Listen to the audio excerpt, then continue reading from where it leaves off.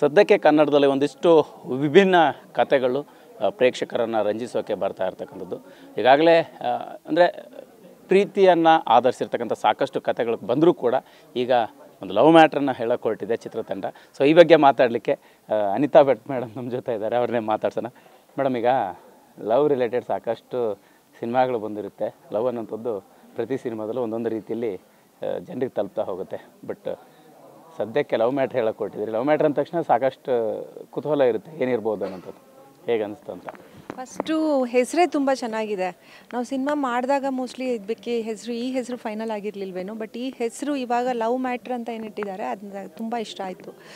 So ಇದು ಬಿಟ್ಟರೆ ಇದರಲ್ಲಿ ವಿಶೇಷ ಅಂದರೆ 2 ಟೈಮ್ ಲೈನಲ್ಲೇ ಅಂತಂದರೆ ಒಂದು 3 ಜನರದ್ದು ಒಂದು ಲವ್ ಸ್ಟೋರಿ, 3 ಜನರದ್ದು 2 ಕಾಲಘಟ್ಟದಲ್ಲಿ ಡಿವೈಡ್ ಆಗಿದೆ ಸಿನಿಮಾ. ನಾನು ಅಚ್ಯುತ್ ಸರ್ ಮತ್ತು ಸುಮನ್ ಮ್ಯಾಮ್ ಅವರು ಒಂದು ಕಾಲಘಟ್ಟದಲ್ಲಿ ನಮ್ಮದು ಒಂದು ಲವ್ ಸ್ಟೋರಿ ನಡೆಯುತ್ತೆ. ಇನ್ನೊಂದರಲ್ಲಿ ವಿರಾಟ್, ಸೋನಲ್ ಮತ್ತು ಅವರು ಸುಷ್ಮಿತಾ ಅವ್ರದ್ದೊಂದು ನಡೆಯುತ್ತೆ.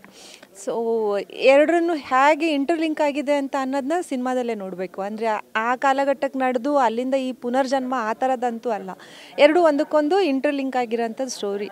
ಮತ್ತು ಈಗಿನ ಕಾಲಕ್ಕೆ ತುಂಬ ಸೂಟ್ ಆಗೋ ಅಂಥ ಸಿನಿಮಾ ಮಾಡಿದ್ದಾರೆ. ಅಂತಂದರೆ ಇವಾಗ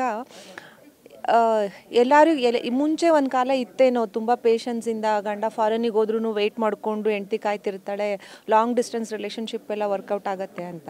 ಬಟ್ ಈ ಸಿನಿಮಾದಲ್ಲಿ ತೋರಿಸಿದ್ದಾರೆ ಇವಾಗ ಎಷ್ಟು ಇನ್ಸ್ಟಂಟಾಗಿ ನಮ್ಗೆ ರಿಸಲ್ಟ್ ಬೇಕಾಗತ್ತೆ, ನಾವು ಯಾವ ಥರ ನಮಗೆ ಜನ್ರೇಷನ್ ಅನ್ನೋಂಥದ್ದು ಎಷ್ಟು ಫಾಸ್ಟಾಗಿ ಮೂವ್ ಆಗ್ತಾ ಇದೆ ಅಂತ ಅನ್ನೋದನ್ನು ಈ ಸಿನಿಮಾದ ಮೂಲಕ ತೋರಿಸೋದಕ್ಕೆ ಟ್ರೈ ಮಾಡಿದ್ದಾರೆ.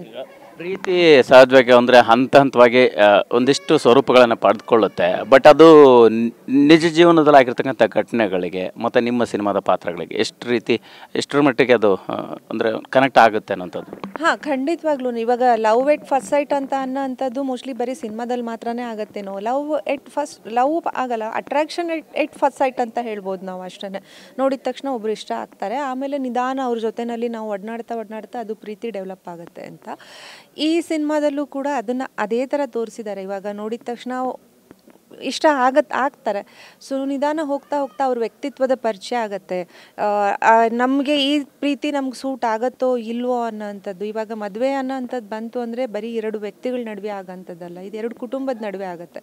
ಸೊ ಇಲ್ಲಿ ಆ ಕುಟುಂಬಗಳನ್ನ ಡಿಟೇಲಾಗಿ ತೋರಿಸ್ಲಿಲ್ಲ ಅಂತಂದ್ರೂ ಆ ಇದರಲ್ಲಿ ಆ ಪರಿಸ್ಥಿತಿನಲ್ಲಿ, ಆ ಸಿಚುವೇಶನಲ್ಲಿ ಯಾವ ಥರ ಪ್ರೀತಿನ ಡೆವಲಪ್ ಮಾಡಿಕೊಂಡು ಹೋಗಿದ್ದಾರೆ 2 ಕಡೆನೂ, 2 ಕಾಲಘಟ್ಟದಲ್ಲೂ ಎರಡು ಥರ ಯಾವ ಥರ ಪ್ರೀತಿ ಡೆವಲಪ್ ಆಗಿದೆ, ಅದು ಸಕ್ಸಸ್ ಆಗುತ್ತೋ ಇಲ್ವೋ ಅಂತ ಅನ್ನೋದನ್ನು, ಸಕ್ಸಸ್ ಆದರೆ ಆಗಿದೆ, ಸಕ್ಸಸ್ ಆಗಿಲ್ಲ ಅಂದರೆ ಯಾಕಾಗಲಿಲ್ಲ, ಇದನ್ನು ಕೂಡ ತುಂಬ ಡೀಟೇಲಾಗಿ ತೋರಿಸಿದ್ದಾರೆ.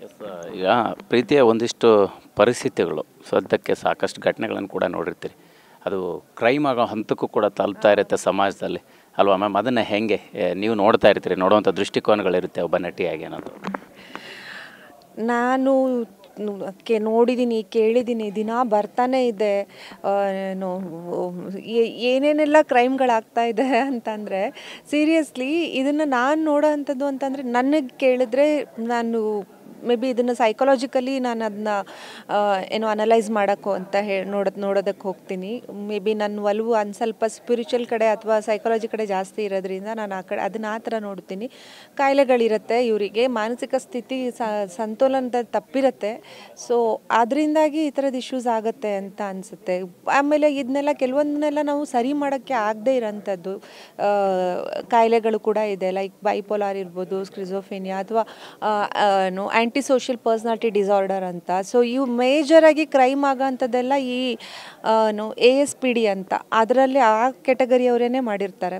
ಸೊ ಇದಕ್ಕೆ ನನ್ನ ರಿಯಾಕ್ಷನ್ ಅಷ್ಟೇ, ಮೆಂಟಲ್ ಹೆಲ್ತ್ ಅವೇರ್ನೆಸ್ ಅಷ್ಟೇ. ಎಲ್ಲ ಕಡೆನೂ ಎಲ್ಲಿಂದ ಎಲ್ಲಿಗೆ ಹೋದರೂ ಅಲ್ಲಿಗೆ ಕನೆಕ್ಟ್ ಆಗುತ್ತೆ ನಂದು. ನಿಮ್ಮ